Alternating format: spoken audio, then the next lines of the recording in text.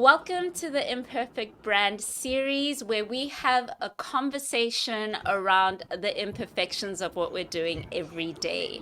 So, this is a series dedicated to exploring the core message of embracing imperfections and helping individuals and companies overcome self-doubt while building strong, authentic brands. So today we have with us Tebogo. We've had many conversations around branding and business and just the complexities and joys of doing it all. He is an entrepreneur that I admire and look up to, actually, in many ways. He's really at the forefront of being a CEO that is visible, and he's not hiding behind the marketing team, as I'd love to put it. But without giving him too much praise, let's welcome Tebogo to those watching and listening. He's going to just tell us who he is and what he does. Go for it. It's quite interesting. When I was preparing for today's session, I was just thinking about like many of our conversations, but our listeners would get to learn more. So let me just jump straight into my intros. So my name is Tebogo Mogaleemang. I'm an engineer by training, but I tend to think of it more as conditioning because of how much it has shaped my thoughts. And currently, I'm the founder and CEO of Spectrum Analytics to enable other organizations to leverage the huge volumes of data that they generate to drive business value creation. So as I already shared, my background is of course in engineering, and I graduated with a Masters of Engineering in Electronics, specializing in telecommunications from the University of Southampton in UK back in 2008. So I have about 16 years of professional experience. And in all these years, truth be told, my pursuit, when I look back in hindsight, has been all right, how do we leverage data and imaging technologies for social good? And in that context, I've also gone on to develop interests in building high performance teams and also impact driven organizations, because for me, I have some grievances with the old models of entrepreneurship, as we'll dive maybe deeper into that on. So how do we balance the profitability of our organizations with the impact that we are having in our communities, in our environment, and all that? So, from one side, that has been one of my pursuits. Thank you. Thank you for that intro. I think we've got a little bit of insight as to what you basically have to tackle every day. And so today, I really wanted to explore this big idea that corporate social responsibility is not just something you put on a poster. It's not something you kind of say, yo, well, we donated 20,000 pula and now we've ticked the box and we have shown our commitment to CSR, taken pictures of all the donation boxes and packing, and our job is done. Especially now as we approach the end of the year, we're going into Christmas, and there are people doing orphans parties and all sorts of things. But there's more to that. It should actually be part of your culture and lifestyle, and not just something you remember to do just because of a trend or a seasonal thing that is expected of you to tick that box.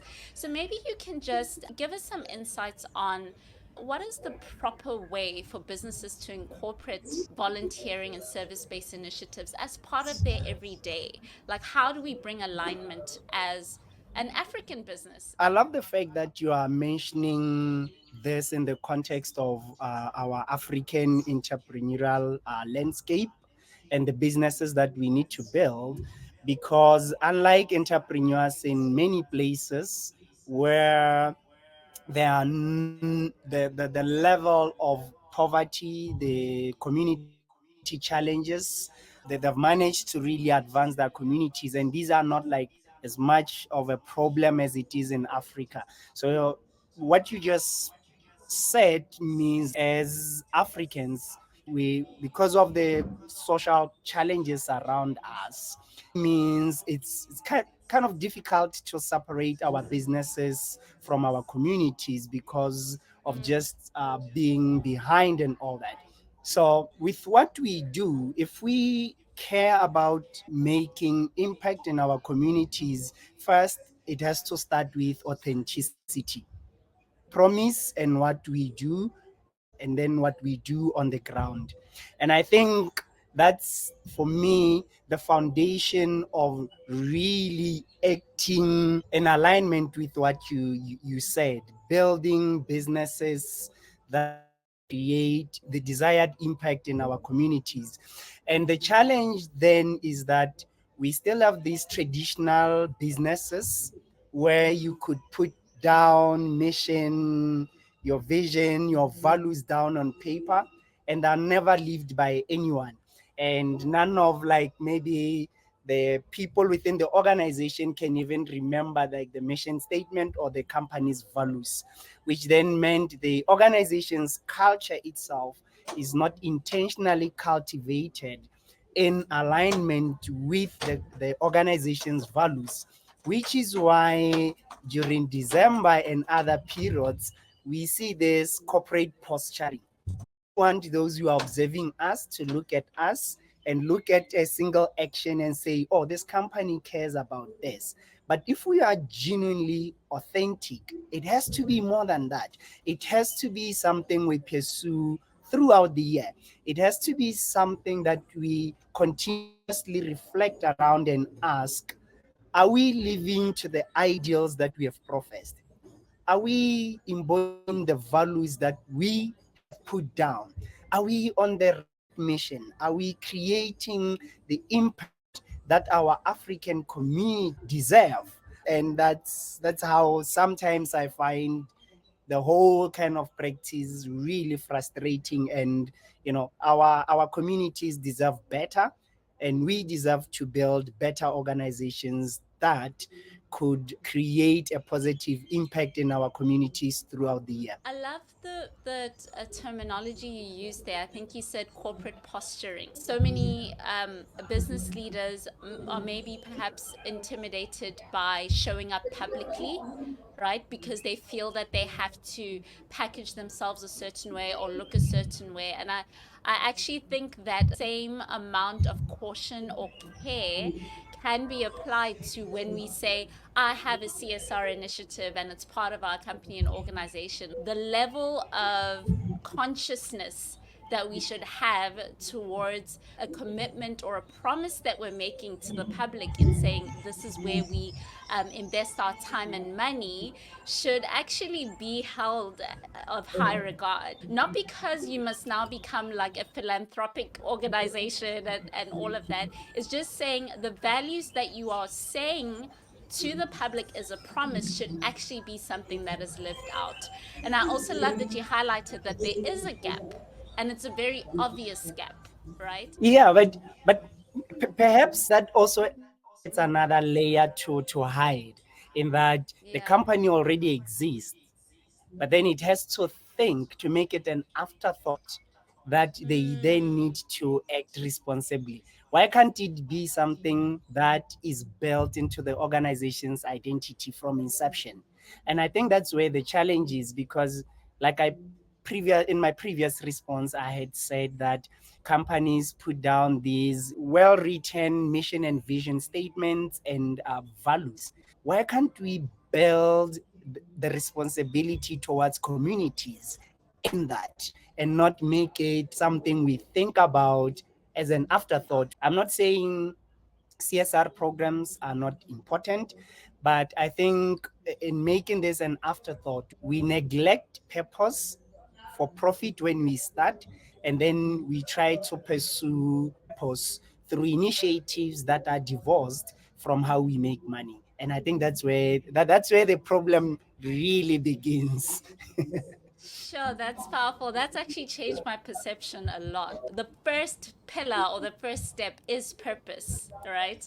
And so, if we're not going to talk about your entire value system from that stage, then we already have a problem. Um, because, like you're saying, then we keep trying to compensate and make up for things that are expected for us rather than this is who we are. And so I have another question then, Tebogo. What would you say to leaders who are skeptical about investing? They think maybe, I've been running my business for 20 years. I've always just donated what I donate and my business is running okay. What would you say to them? All right. So, first, if we are not investing in our communities, where are we going to get our workforce? So, this is why, for me, this is deeply integrated in the identity of our organizations. I find it hard to practically separate the two because I'll give an example. When I founded Spectrum Analytics back then, there were not the talent that had the data analytics skills, the data science skills, the machine learning skills. It wasn't there. So because it wasn't there, the company couldn't find people. I needed to build the talent that I could hire. So that's when we started doing work with developer communities to train students and graduates mainly on data analytics tools. Why were we doing it? Because we recognized that we needed to invest in the cultivation of the talent that we would need in the future. It's still something that we have maintained in that we do every year. Spectrum Analytics was built from students.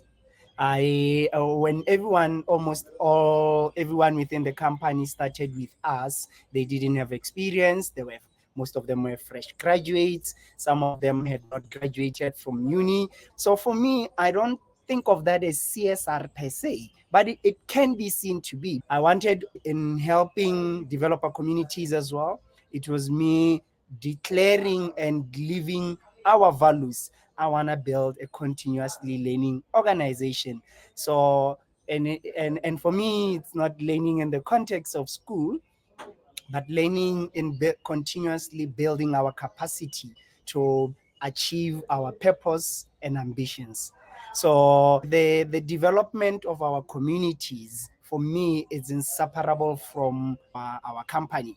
So if business leaders are skeptical around investing in developing communities that they make money from, if those communities maybe crumble, who are they going to make money from? So I think it's beyond just CSR. It's also a matter of self-preservation because we need communities that we make money from to also grow so that we can sustainably as well. I really love the example that you gave because I also think that a lot of times we think that CSR is always external. You spoke about like them being students and it's a lot of risk, right? It's not the safest bet to try and say, well, I'm going to sponsor this student and then wish for the best and see what happens. But there is something of what I love to say is brand advocacy that is created in the hearts and minds of those people, that if anyone was to ask, well, how does it help me in the long run? Actually, it contributes to the sustainability of your business. It's about everyone that's partaking in what you are building and doing. And so earlier, before we started this recording, I had a question about corporate social investment. I read today, because I had to prepare for this, um, there, uh, so there is a company called IKEA. It's a global company. And their CSR initiative is for fair supply chain initiatives to ensure fair treatment of employees. And it's something that they incorporate into their own organization, but are modeling it for the rest of the world, right? And they speak into spaces, they speak into governments, they speak into regulating bodies that this is possible. So the power of that kind of investment in becoming, or the benefit of then becoming thought leader in that space and a voice for many other people who might not be able to know, how to embrace CSR. What would you say? You realize I just called you a thought leader, right? I hope you know that. So in this in the Thank space you. of CS in the space of CSR and the example I have given, if you had to give us 3 things to go away and think about, no matter what kind of organization I am. I'm in mining, I'm a solopreneur. Top 3 things to go away with and think about. What would they be? Where do I start? Who do I call? Do I call Tebogo and say, Tebogo, how do I do this thing?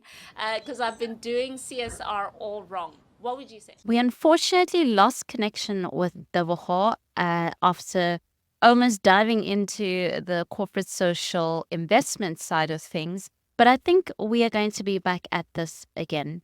This is an exciting topic for me because I think that when our initiatives are an afterthought and they're not actually part of your brand build, it's really hard for people to adopt that into their belief system, one, or even to just their daily way of doing business and doing life. And so we had Tabujo with us today who just basically unpacked the importance of being a value driven company and how to think or change a perspective on not just doing the corporate fronting or ticking the box. And so I hope that you're inspired today to know that you don't have to do anything really if you're not ready to share with the world that this is my conscious effort as a company or business to show the world that these are the things that we care about. And so, if you are looking at your brand strategy or marketing strategy in 2025 and you still have CSR initiatives that are not ingrained into the blueprint and the DNA of your organization, maybe it's time to rethink, have a look again. Make an assessment with your team, your decision makers, and your leaders, and try and think of what it is that truly matters to your organization. It's okay to change the plan, it's okay to not do what you've always done if the steps that you're going to take going forward are going to leave a legacy behind. And so, whether you have graduates in your company or you give certain services or training for free to others in a similar role or industry, or you are donating clothes and shoes and hosting Christmas parties, the big challenge that we're trying to overcome here is to bridge that brand to CSR gap and saying when your marketer gets your brand manual or your brand book and they have to understand who you are as an organization, they can really get sold on the idea that your CSR initiatives are more than a vision and mission statement. It's actually part of who you are and what you do every day. And it's shown in your culture, it's shown in the way you treat people and talk to people. And this is the future, right? If you are not changing the trajectory of your industry and saying, this is my domain, this is my space, and we're not thinking about the sustainability of your build, then maybe it's also something we need to really dig deep and think about. So, if you want to take this conversation further, unfortunately, I lost the boho here, but uh, if I had the top 3 things to think about, it would be, do I really value corporate social responsibility the way that I think I do? Or do I just do it because I'm expected to tick a box, whether it's for tendering purposes or it's just so that you don't look bad? And the second thing would be, if I had to change my perspective, maybe not call it a responsibility, but investment. I know there is CSI, which is slightly different, and Tebogo will unpack that another time. But let's just say, for my terminologies, you are investing into something that is bigger than what you are. And the third thing, I'm not sure if I made a second point, but you guys can correct me. But the third thing would really to be an authentic brand. If there's anything to go away and think is to make an assessment to say, have I been authentic? And if I'm genuine about my build, if I'm genuine about my care or concern, how am I showing it to the world? How am I exempling it? Will I get a seat at the table in political spaces because of how I've helped boost the economy beyond money? because it's more than that. And so this is something you can tell I'm really passionate about, and why I actually think brand strategy is such a powerful, powerful thing to invest in, even for yourself. Just writing your thoughts down. You don't necessarily have to have a brand consultant or somebody in that space, but it's just saying, who am I? What do I stand for? And why do I exist? So I hope you enjoyed the Imperfect Brand conversation, and please subscribe, all those things that we're expected to do on social and YouTube, and we will see you again with another episode. And if you're listening to the podcast, share with your friends and community. And if you are on a drive listening, I hope that you are going to arrive to your destination and digest and take everything in with a coffee or tea or juice. I know there's some non-tea drinkers out there, but at the end of the day, thank you so much for listening in. And yeah, bye guys.